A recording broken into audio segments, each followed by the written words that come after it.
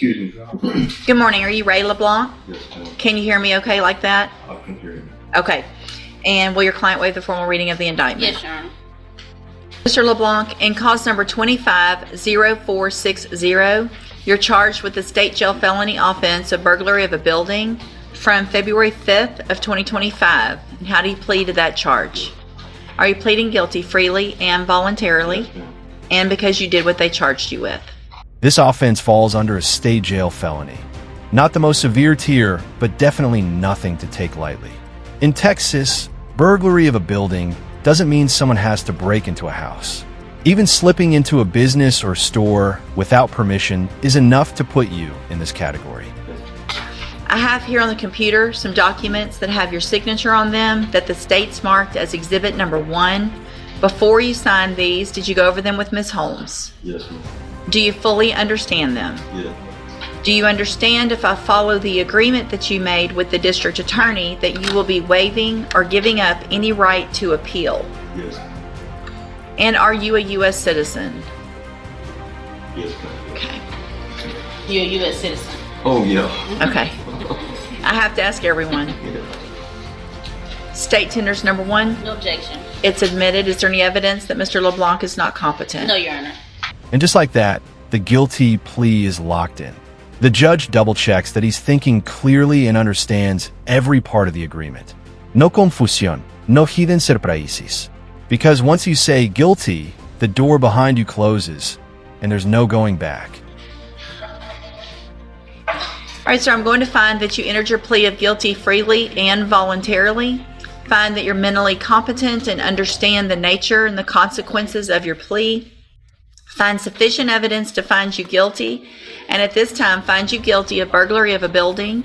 Sentence you in accordance with your agreement to a term of 6 months in the Jefferson County Jail under Section 1244 of the Penal Code. You will receive credit on that sentence for any time that you've been in custody that the law gives you the right to receive. I'm going to hand you the trial court certification that shows that this was an agreement that I followed, so you've waived your right to appeal. I am also handing you a written admonishment regarding your ineligibility to possess a firearm or ammunition. Okay. Because of the judgment entered against you, you're ineligible under Texas law to possess a firearm or ammunition. Possession of a firearm or ammunition could lead to charges against you. Here's the twist. Once you're convicted of a felony, the law takes away your right to own a gun, even a single piece of ammunition. And yes, the court has to spell that out clearly, Evan. It doesn't matter if you've never touched a gun in your entire life. The rule still applies. It's a legal term, and you should read the written admonishment I provide you to see what devices. I'm required to read it to everybody. I'm never on the firearm in my life. I've got to say all these words, sorry. So you should read that to see what devices qualify as a firearm. If you have questions about the laws that make you ineligible to possess a firearm or ammunition, or about how long that lasts, you can talk to Ms. Holmes. Okay. Good luck to you, sir. Thank you, Ms. Holmes. Yes, ma'am. Thank you. Good morning, sir. Are you Derek Ardwan? And will your client waive the formal reading of the indictment? He does. Mr. Ardwan, in cause number 250350, you're charged with the second-degree felony offense of sexual assault, and that's from July 15th of 2023. And how do you plead to that charge? Are you pleading guilty freely and voluntarily? And are you pleading guilty because you did what they charged you with? I have here on the computer some documents that have your signature on them that the state has marked as exhibit number 1. Before you signed these, did you go over them with Mr. Lewis? Yes, ma'am. Do you fully understand them? Yes, ma'am. And do you understand, if I follow the agreement that you've made with the district attorney, you will be waiving or giving up any right to appeal? And it looks like the agreement that you've reached is for a cap of 6 years in prison, which means if I accept this agreement, you're leaving your punishment up to me. And I cannot give you more than 6 years. I could give you 6 years, I can give you less. It'll depend on the information that's... This is what's known as a cap plea. He admits guilt, and the judge can sentence him to anything up to 6 years, but not a day beyond that. It's a risky move, because from this point on, his entire future rests solely in the judge's hands. Brought to me at a sentencing hearing. You have an absolute right to have a jury come in and determine 2 things. The first is to decide if you're guilty or not. And then if they find you guilty, you can leave your punishment up to them. If we go forward this way, you're waiving that right, and is that what you want to do? Also, do you understand that if you're not a U.S. citizen, a plea of guilty or no contest may result in your deportation, exclusion from admission to the country, or denial of naturalization under federal law? Also, as a result of this plea, it looks like you have gone over with your attorney that you will be required to register as a sex offender, and it looks like you've already signed that document and those admonishments. Is that your understanding as well? State tenders number 1. No objection, Judge. It's admitted. Is there any evidence that Mr. Ardwan is not competent? No, Judge. All right, sir, I'm going to find that you entered your plea of guilty freely and voluntarily. Find that you're mentally competent and you understand the nature and the consequences of your plea. Find sufficient evidence to find you guilty. However, I'm going to reset your case so that the probation department can do a pre-sentence report. That'll give me more information about you, your case, and then we'll come back later for sentencing.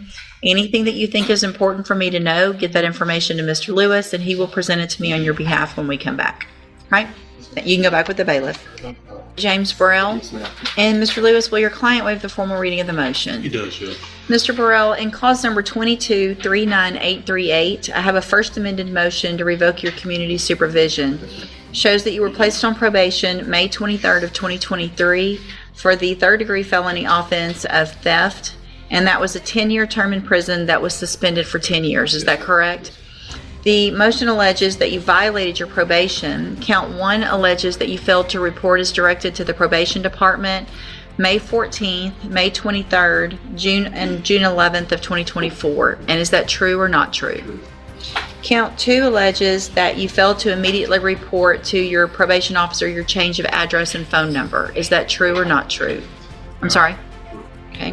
I think the state would be willing to waive counts 3 through 5. However, we'd be asking for some sort of a plea for 6 and 7. All right, so the state's going to abandon 3 through 5.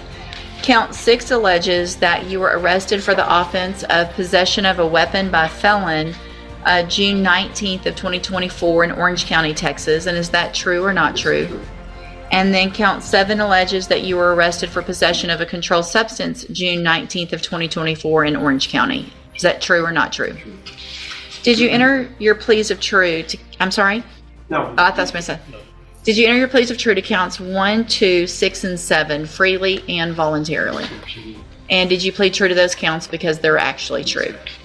I have here on the computer some documents that have your signature on them that the state has marked as exhibit number 1. Before you signed these, did you go over them with Mr. Lewis? Yes, ma'am.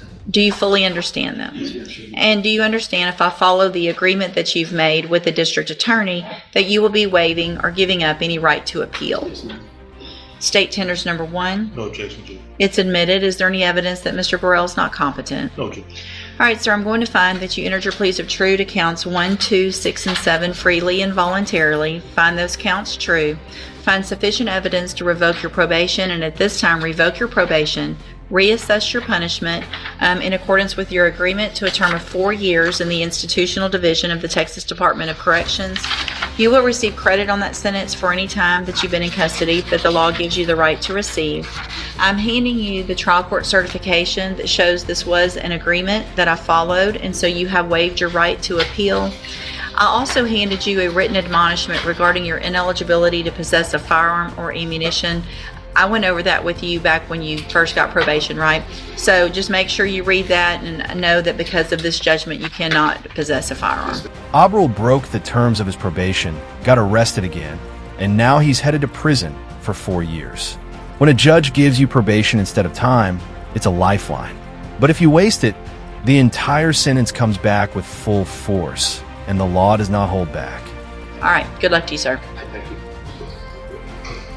Thank you, Mr. Yes, sir.